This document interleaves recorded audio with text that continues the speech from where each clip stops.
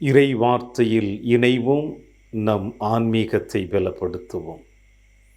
கிறிஸ்தியேசுவில் பிரியமான அன்பு சகோதர சகோதரிகளே, மீண்டுமாய் உங்கள் ஒவ்வொருவரையும் இறைவார்த்தை பகிர்வில் அழைப்பதில் மகிழ்ச்சி அடைகிறேன்.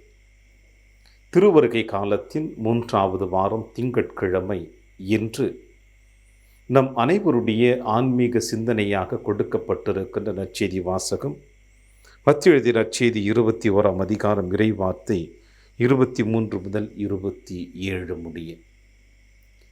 இந்த மண்ணுலகில் வாழ்ந்து கொண்டிருக்கின்ற எல்லா மனிதர்களுடைய வாழ்விலும் ஏதாவது ஒரு குறைகளும் நிறைகளும் இருந்து கொண்டுதான் இருக்கின்றன.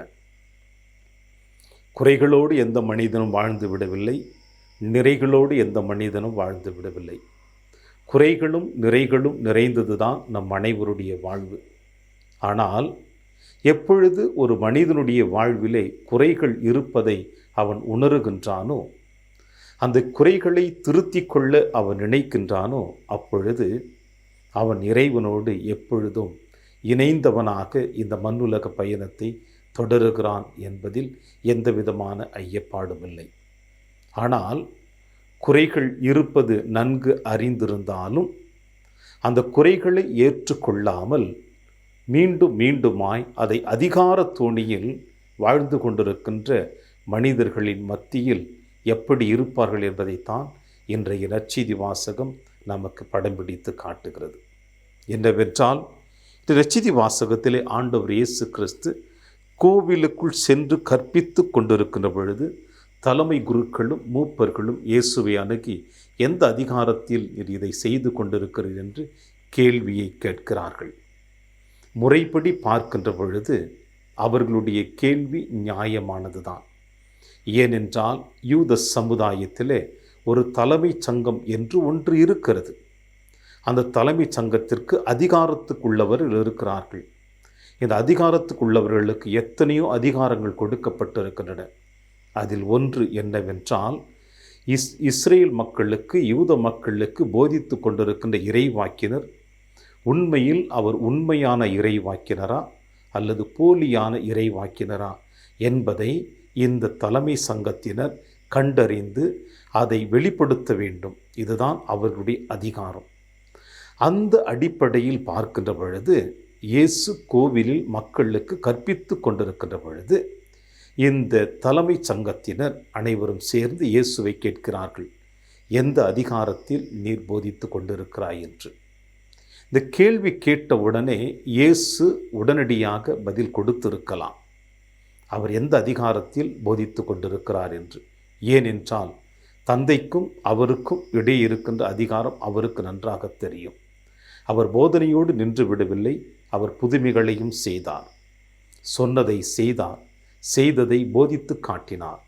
இப்படி அதிகாரத்தோடு அவர் போதித்து கொண்டிருப்பதை இந்த தலைமை சங்கத்தார் அவரிடம் கேட்கிற பொழுது அவர் அதற்கு தெளிவான விளக்கத்தை கொடுத்திருக்கலாம். இருப்பினும் அவர் கொடுக்கவில்லை. அதற்கு பதிலாக இயேசு அவர்களிடம் இன்னொரு கேள்வி எழுப்புவதைத்தான் இன்றைய நற்செய்தி வாசகத்திலே நாமும் பார்க்கிறோம். இயேசு அவர்களுக்கு மறுமொழியாக சொல்லுகிறார், நானும் உங்களிடம் ஒரு கேள்வி கேட்கிறேன், நீங்கள் அதற்கு மறுமொழி கூறினால் எந்த அதிகாரத்தில் இவற்றை செய்கிறேன் என்பதை நானும் உங்களுக்கு சொல்கிறேன் என்று சொல்லி முடித்துவிட்டு திருமுழுக்கு யோவானை பற்றி பேசுகிறார். திருமுழுக்கு யோவான், அவருடைய வருகை, அவருடைய போதனை, அவருடைய செயல்பாடுகள் எங்கிருந்து வந்தது என்ற கேள்வி. விண்ணகத்தில் இருந்தா மண்ணகத்தில் இருந்தா? இந்த கேள்வி கேட்டவுடனே அவர்களுக்கு என்ன சொல்ல வேண்டும் என்று பதில் தெரியவில்லை. தெரிந்தாலும் தெரியாதவர்களைப் போல நிற்கிறார்கள். ஏனென்றால் எப்படிப்பட்ட விதத்தில் பதிலை சொன்னாலும் அவர்கள் அங்கே சிக்கலுக்கு உள்ளாக்கப்படுவார்கள் என்பதை அறிந்தவர்களாக அதோடு சேர்ந்து தங்கள் அதிகாரங்களை அவர்கள் தொடர்ச்சியாக இருத்தி கொள்ள வேண்டும் என்பதற்காக அவர்கள் இயேசுவிடம் சொன்ன வார்த்தை, எங்களுக்கு தெரியாது என்று ஒரே ஒரு வார்த்தையில் சொல்லி முடித்து விட்டார்கள். இயேசுவும் அவர்களுக்கு அதே பதிலைத்தான் கொடுத்தார், நான் எந்த அதிகாரத்தில் போதிக்கிறேன் என்பதை உங்களுக்கு சொல்ல தேவையில்லை என்று சொல்லி முடித்தார். பிரியமான அன்பின் சகோதர சகோதரிகளே, பல நேரங்களிலே நம்முடைய வாழ்விலே இப்படிப்பட்ட சூழ்நிலைகளை நாம் சந்தித்து கொண்டுதான் இருக்கிறோம். நமக்கென்று இறைவன் ஒரு சில திறமைகளை கொடுத்திருக்கிறார். அந்த திறமைகளை நாம் எப்படி கையாண்டு கொண்டிருக்கிறோம் என்பதை உணர்ந்தவர்களாகவும், நம்மோடு இருக்கின்ற மற்ற சகோதர சகோதரிகள் நம்மை விட வேறு விதத்தில் இறை ஆட்சியை அவர்கள் வெளிப்படுத்துவது, குறிப்பாக தன் சொல்லாக இருக்கலாம், தன் செயல்பாடுகளாக இருக்கலாம், தன் அன்பின் வார்த்தைகளாக இருக்கலாம், தன் உடனிருப்பின் வழியாக இருக்கலாம், தன்னிடம் இருப்பதை பகிர்ந்து கொள்ளக்கூடிய சூழ்நிலைகளாக இருக்கலாம். இப்படி நம்மோடு இருக்கிறவர்கள் இந்த இறையாட்சி பணியை தன் சொல்லிலும் செயலிலும் வெளிப்படுத்துகின்ற பொழுது, அந்த ஒரு தனி சகோதரனையோ சகோதரியோ இந்த சமுதாயம் அவர்களை உயர்த்தி வைத்து அழகு பார்க்கின்ற பொழுது, நாம் அதை ஏற்றுக்கொள்கிறோமா என்பதுதான் கேள்விக்குறியாக இருக்கிறது. ஒருவேளை அதை நாம் ஏற்றுக்கொண்டோம் என்றால் நாமும் அவரோடு இணைந்து பணியாற்ற முடியும். ஒருவேளை அதை நாம் ஏற்றுக்கொள்ளவில்லை என்றால் அவர் எந்த அளவிற்கு நாம் இந்த சமுதாயத்திலிருந்து புறம் தள்ள வேண்டும் என்ற முயற்சிகள் நமக்குள் ஏற்பட்டு கொண்டிருக்கும் என்பதில் எந்த விதமான ஐயப்பாடும் இல்லை. இது எல்லா குடும்பங்களிலும், எல்லா பங்கு தளங்களிலும், எல்லா சமுதாயத்திலும் நடந்து கொண்டிருக்கின்ற ஒரு நடைமுறை வாழ்க்கைத்தான். இந்த பரிசேய கூட்டம், இந்த தலைமை சங்கத்தினர் ஆண்டவர் இயேசு கிறிஸ்துவை பார்த்து எந்த அதிகாரத்தில் நீ போதிக்கிறாய் என்று கேட்டவுடனே இயேசு அவர்களை வாயடைக்க வைத்து செய்து விட்டார். நாமும் நம்முடைய வாழ்க்கையிலே உண்மைக்கு உண்மையாக நாம் போராடி கொண்டிருந்தோம் என்றால், நம்மிடம் வருகின்ற எதிரிகள் அனைவரையும் நம் சொல்லாலும் செயலாலும் நாம் அவர்களை தகர்த்த முடியும். ஏனென்றால் இயேசு தந்தையோடு இருந்தது போல நாமும் இயேசுவோடு இருப்போம்.